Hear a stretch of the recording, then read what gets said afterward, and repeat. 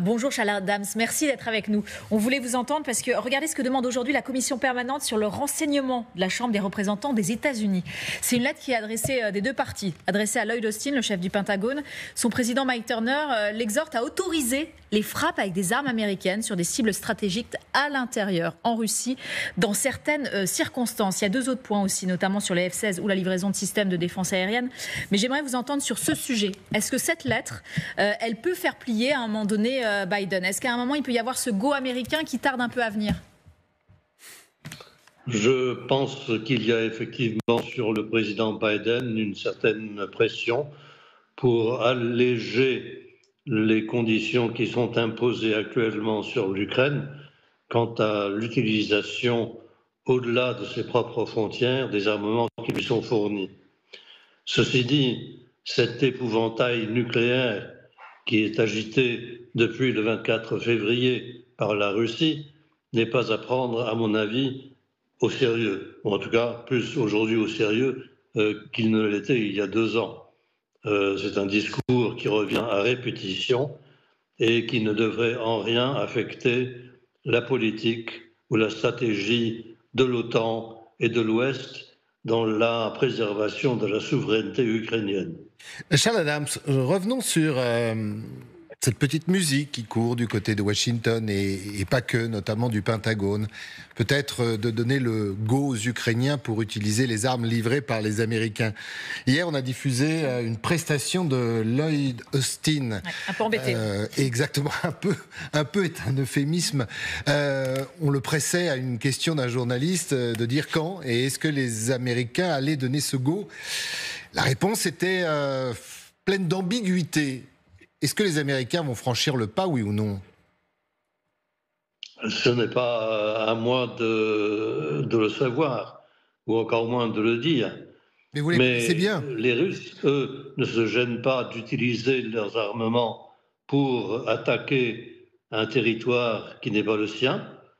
Dans le principe de la chose, on voit mal pourquoi les Ukrainiens seraient contraints à se limiter à utiliser des armements qui leur sont fournis sur leur propre territoire, contre des forces russes déjà en occupation de territoire ukrainien.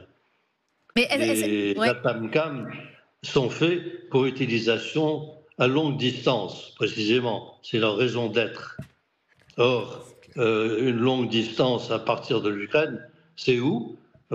C'est déjà la Crimée, ça va de soi, et ça pourrait être sur d'autres territoires que les Russes ont auto-déclaré être les leurs. Très clair quand même, hein. Restez avec les lignes. On sent bien le diplomate quand même. On sent bien le diplomate. Restez avec nous, Charles Adams. Isabelle Dufour, il est écrit, je rappelle la phrase, on exhorte Lloyd Austin à autoriser les frappes avec des armes américaines sur des cibles stratégiques à l'intérieur en Russie dans certaines circonstances. Alors moi, j'aimerais que vous m'expliquiez dans certaines circonstances qu'on peut y lire. Et est-ce que vous voyez un Joe Biden qui peut lâcher à un moment donné, quand il voit toutes ces images, Tchachiv, ce qui se passe aussi du côté de Kharkiv. On sait qu'il a lâché à un moment donné sur les attaques MS quand il y a eu, et c'est ce qu'écrivaient de nombreux journalistes, notamment du New York Times et du Wall Street Journal, quand il y a eu ce soupçon, même pas ce soupçon, ces affaires de livraison par la Corée du Nord d'armes à la Russie. À un moment, il s'est énervé et les experts expliquaient c'est pour ça qu'il a lâché fin avril sur les attaques MS. Sur la Crimée également, il y a eu ce débat, est-ce qu'on pouvait utiliser des armes occidentales, etc. Et finalement, le débat a été tranché par le terrain. Je dirais. Alors pour revenir à votre question, savoir dans quelles circonstances, je pense que ce serait plutôt sur des tirs de contre-batterie ou des unités russes ou des emplacements logistiques russes qui sont directement impliqués en fait dans les activités au nord sur Soumy et Kharkiv. Ça serait assez légitime. Ce ne serait pas un emploi stratégique, comme on l'a dit, ce serait un emploi vraiment tactique en fait de réponse de militaire à militaire de part et d'autre d'une ligne de front. C'est quoi la différence? Je suis attaqué, je réponds quoi. Pardon, pour que tout le monde comprenne la différence. Alors pour le nucléaire, on a à peu près compris, mais entre stratégique, tactique, pour l'utilisation de missiles, par exemple. Ouais, alors, je ne vais pas faire un cours de l'école de guerre sous le regard du général. En simplifié, en fait, tactique, c'est quand vous êtes à l'échelle d'une unité de lieu qui va de quelques dizaines, quelques centaines de kilomètres au maximum et qui n'emporte pas des conséquences politiques, disons, pour faire simple. Une cible stratégique, ça serait des postes de commandement de haut niveau dans la profondeur du théâtre, par exemple. Évidemment, Moscou est une cible stratégique. C'est des objectifs qui emportent des conséquences très importantes et pas seulement au niveau de la ligne de front. Pardon, on est en train de se dire avec Anne, quand les Ukrainiens ont frappé le poste de commandement de l'état-major de la marine russe en Crimée, c'est quoi ça ? Opératif. Non, mais ça peut être Rostov-sur-le-Don, par exemple. Le QG de Rostov-sur-le-Don fait partie des cibles stratégiques en Russie. Grande tactique, on dirait, alors dans ce cas-là. Une base, débat, de bombardiers, par exemple. Alors, si les bombardiers sont des bombardiers nucléaires, c'est-à-dire stratégiques, là, dans ce cas-là, ça devient un objectif stratégique parce que ça emporte en fait des effets sur tout le système de défense russe. C'est juste des bombardiers qui emportent des bombes classiques, voilà. Et dans ce cas-là, on considérera que c'est un objectif tactique. Effectivement, c'est un débat. À l'inverse, Général Chouvency, est-ce que Biden peut avoir aussi cette menace nucléaire à l'esprit et se dire non, on ne va pas trop loin et on en reste là ? C'est le sentiment qu'on a quand même depuis 2 ans, presque et demi. Donc il n'évoluera pas, selon vous ? Tout dépend de ce qui se passe sur le terrain. Si jamais... d'abord, rappelons-nous quand même que les États-Unis ont mis en garde la Russie, si elle utilisait l'arme nucléaire, de tout détruire de ce qui était connu du côté russe, du point de vue militaire, mais sans utiliser l'arme nucléaire. Donc il y a bien une mise en garde du côté américain vis-à-vis de la Russie en disant « vous n'utilisez pas le nucléaire ou on s'y met ». Mais sans armes nucléaires. On ne rentre pas dans un conflit nucléaire du côté américain. Donc c'est ça. Alors Biden peut effectivement avoir une réaction.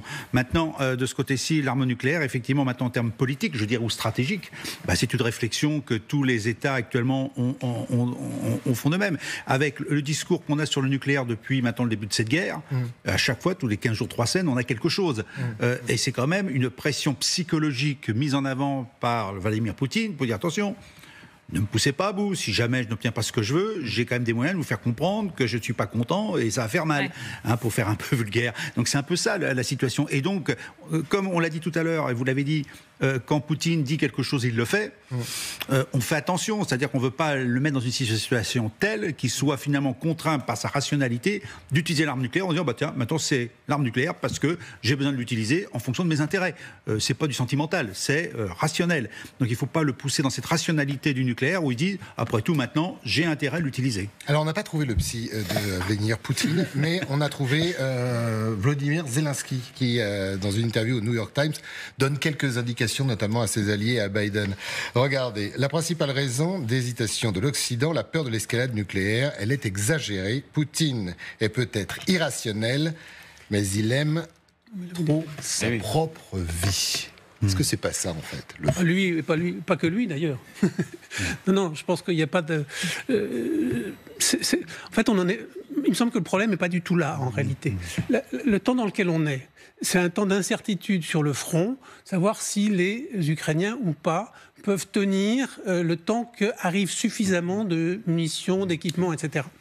Les Américains n'en sont pas sûrs, ni nous d'ailleurs, et donc on monte la pression de notre côté pour essayer de dissuader, on a employé le terme il y a quelques semaines, de dissuader conventionnellement les Russes d'aller trop loin, et pour ce faire, on laisse entendre que si jamais ça craquait sérieusement, on franchirait un pas.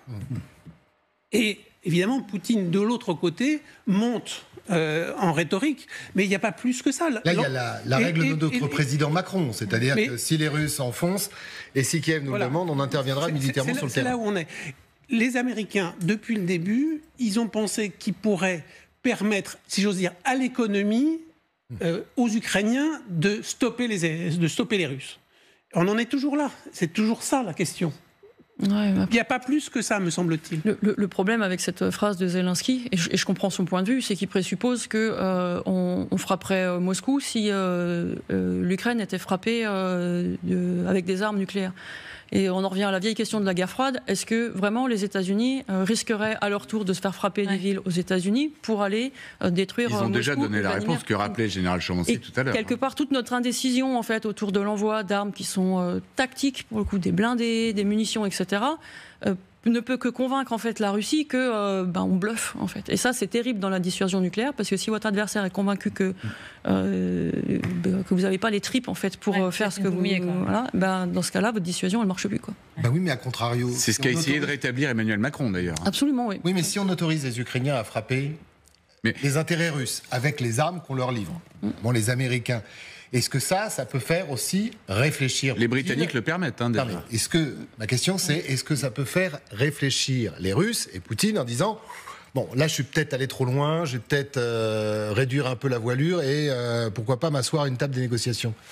Pour le moment, on est dans un rapport de force. Pour le moment, il n'en est pas question. Les oblasts que souhaite récupérer Vladimir Poutine ne sont absolument pas complétés, notamment celui de Donetsk, celui de Luhansk quasiment, celui de Zaporijjia à moitié à peu près.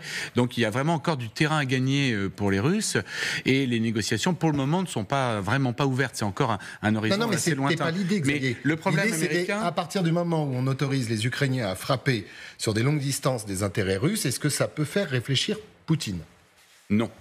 Poutine va continuer sa guerre d'agression, grosso modo, quoi qu'il arrive sur le terrain, et tant qu'il n'est pas un minimum d'effet. Si vous frappez des aérodromes avec du matériel occidental, ce que font déjà les Ukrainiens avec leur propre matériel d'ailleurs, des QG, des dépôts de munitions, des sites vraiment emblématiques et importants pour la conduite de la guerre, à terme, ça peut avoir un effet, mais un effet qui est un effet militaire. Et de là, Poutine en tirera les conclusions. Le problème, à mon sens, il est le même depuis le début de la guerre, c'est-à-dire que pour les Américains, je parle bien pour les Américains, les Ukrainiens doivent gagner la guerre, mais la Russie ne doit pas la perdre. Donc évidemment, c'est extrêmement compliqué à résoudre en termes militaires purs. Parce que pourquoi Poutine ne doit pas perdre la guerre aux yeux des Américains? C'est qu'ils ne veulent pas qu'il y ait un démantèlement total de la Fédération de Russie, que tout cela parte à volo, comme ils l'ont déjà connu en Irak, en Afghanistan, et là avec des conséquences bien plus grandes, puisque certaines républiques pourraient proclamer leur indépendance et par exemple se retrouver avec du matériel nucléaire. Et là, on aurait un cas géopolitique totalement insoluble à l'échelle de la planète quasiment.